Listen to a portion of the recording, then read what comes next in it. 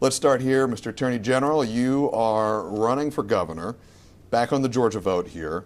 Let's dive in right now to the state of the race. Your opponent, Lieutenant Governor Burt Jones, has made eliminating the state income tax a cornerstone of his campaign. Do you share his view? Do you want to see Georgia's income tax eliminated? Let me be clear. When I'm governor, Georgia's going to have the lowest tax burden of any state in the southeastern United States. But you have to focus on income, sales, property, fees, and all the taxes and regulations that are burdening business.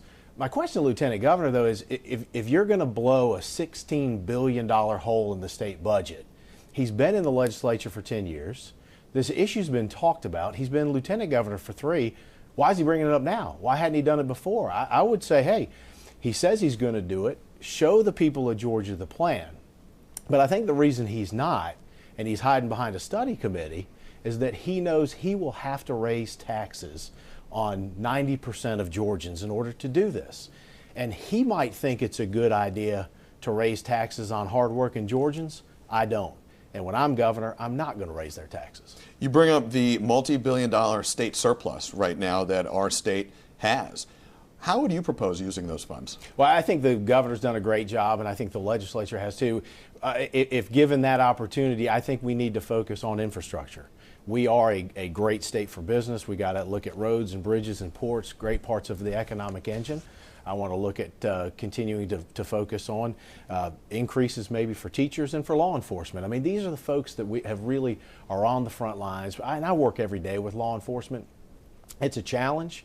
We need folks that are willing to put on the uniform every day, do the jobs that a lot of folks wouldn't do. Somebody is leaving their house and somebody else is praying that they'll make it home safely. I think we need to focus on law enforcement, safety, and jobs. So those are the areas I'd focus on. But we need to do it in a responsible way because we want to keep our AAA bond rating. We want to do all the things that we've done over the last few years in the Kemp years and in the Deal years and the Purdue years to make sure that Georgia is a great place to do business and to live. You have been on the road a lot lately, and you've made some trips up to Washington, D.C. Just back in July, you were at the White House for an event there. You've visited the White House several times since your campaign for governor launched. Are you seeking President Trump's endorsement? I'm proud that we were up there, and the reason is this. We were talking about issues that matter. I'm glad that we have a president, President Trump, that's willing to make crime illegal again. That's what I've been fighting for. So I was up there because we were dealing with the Halt Fentanyl Act, which is now going to make fentanyl analogs also Schedule 1 and make them a crime as well. We're talking about human trafficking. Georgia has become a national and international leader. The president has recognized that. We were with members of his administration. Georgia has been acknowledged as a leader. I'm proud of that. So at the end of the day, I'm proud. When I'm governor, we're going to continue to work with President Trump on making crime illegal again.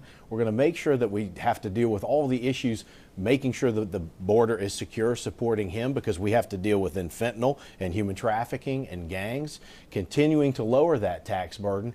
And I think it's great that we've got an administration that we can work with. I just want to be really clear and make sure you have a chance to answer that directly as well. Are you seeking President Trump's endorsement? I want to win this race, and we will do whatever it takes legally, ethically, and honestly to do that. And I think the president's going to see I am the only one that can win the primary and the general and make sure we keep a Republican governor in the state of Georgia. That sounds like a yes, but I just want to be super clear. You are seeking the endorsement. The president, I think, is going to recognize I am the only one that can win the primary and the general and keep the governor seat in Georgia Republican.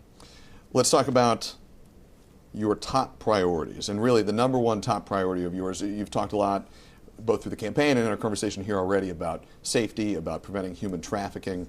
If you had to distill your campaign to one issue, what's the number one issue for you, and how would you address it if you're elected? Well, improving the lives of Georgians through jobs and safety. That's it. And at the end of the day, because modern Georgia has been built on agriculture, manufacturing, trade, and the military. And if you look at the communities around our state, every community is impacted by at least one, if not all of those. Safety is what government's supposed to do. Whether it is domestic terrorism or human trafficking or gangs or organized retail theft, we are supposed to keep the people of Georgia safe, no matter your race, your gender, your religion, your sexual orientation, where you live or where you're from. That's what's made Georgia unique. Travel the country, talk with folks about economic development and jobs. They say, well, how has Georgia done this? Well, the public sector and the private sector works together.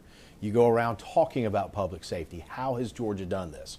My leadership style has been to bring law enforcement together with nonprofits and with communities to talk about ways that we can keep people safe. And at the end of the day, it is improving the lives of our fellow citizens. Let's shift gears and talk about a development in the campaign that came up a couple weeks ago. Recently, your campaign filed an ethics complaint against your opponent, Lieutenant Governor Burt Jones, accusing his campaign of campaign finance irregularities. The State Ethics Commission rejected that complaint. The Jones campaign released a statement calling it a, quote, weak attempt, and they went on to say that the campaign ethics complaint was, and this is a quote, exactly what you'd expect from a campaign that's losing steam. How do you respond to that? Well, the Ethics Committee just dismissed one part of a complaint that is still with them that includes an advisory opinion on a number of different issues. But this is what it comes down to. Whether it's ethics or legally, number one, who gave the lieutenant governor his loan? Was it him? Was it somebody else? Was it a family member? And why won't he answer that question, number one? Number two, there's no doubt that he cannot use the money that's in his lieutenant governor's leadership PAC. The courts have said this. He can't do it. Why won't he address those issues? So we've got a lot of different options we still have. We think that the Ethics Commission was legally and factually wrong in the one area that they dismissed, and we look forward to continuing to litigate this down the road. You said you've got a lot of different options still on the table. What are those options? Oh, I'm not going to give everybody all the behind the scenes, but trust me, we're looking at this issue and we'll continue to focus on it. Back when Governor Kemp was first running for election, he was the Secretary of State at the time, and there were some who argued that he was, in a way, the referee of an election that he was also a candidate in.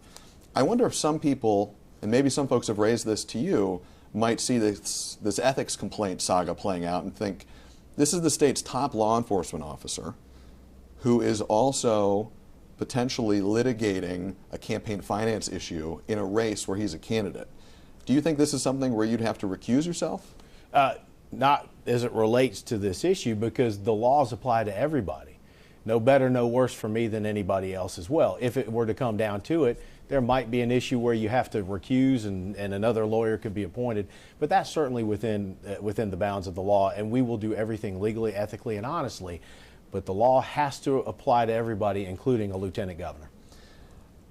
In the wake of a presidential election, particularly for a party that loses that race, but I think both parties, there is a moment of soul searching. What are we as a party, and where do we go moving forward?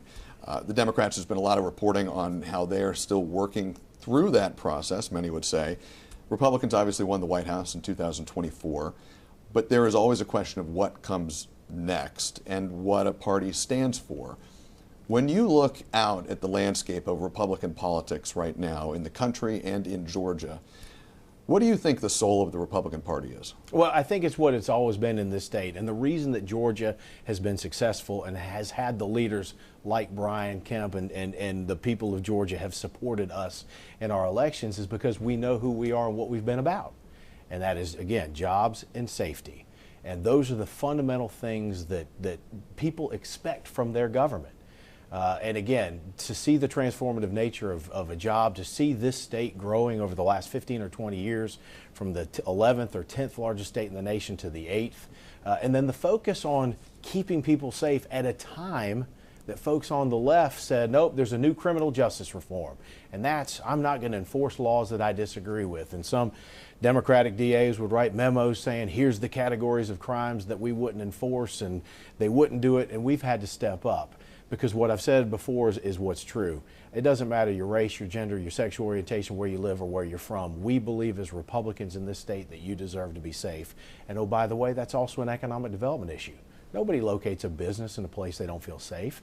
You don't expand a customer base if you don't feel safe. You're not going to come for the World Cup or the Super Bowl or when the Dogs win the national championship again. You're not going to come for those events if you don't feel safe.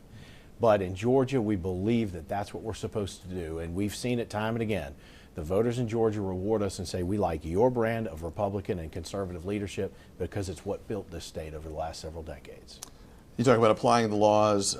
It reminds me of a situation and a moment in our state where there was a lot of questions about the law and applying it. You'll remember in 2020 there was a group of conservative lawmakers who questioned the validity of the presidential election results here in Georgia. The office you're running for, Governor, it plays a key role in certifying those results. We asked your opponent this question. We want to make sure we ask you it as well. If you were the governor in 2020, would you have done as Governor Brian Kemp did and certify those election results? Absolutely, 100%. And look, we had to go to court 16 times to defend the state, and we prevailed every single time. And that's important because, again, we believe in the rule of law. Now, look, I'm a Republican. I wanted my team to win back in 2020. But what happens is we didn't lose for the reasons that some said, including the lieutenant governor. And that is, you know, there wasn't widespread voter fraud such that it would overturn the election. But I would remind everybody as well, Stacey Abrams didn't lose in 2018 because of voter suppression. Not one single Georgian who was eligible to vote in 2018 was kept from voting. We know that because she filed a federal lawsuit in court. And that federal judge, who happened to have been appointed by President Obama, dismissed all cases. So again, you want leaders that will stand up. The lieutenant governor has given us chapter and verse and changed the story over and over again. He went to D.C., he had a letter, he didn't have a letter, he kept it in an Uber, he didn't. And now he's come around to say that he would have certified that election.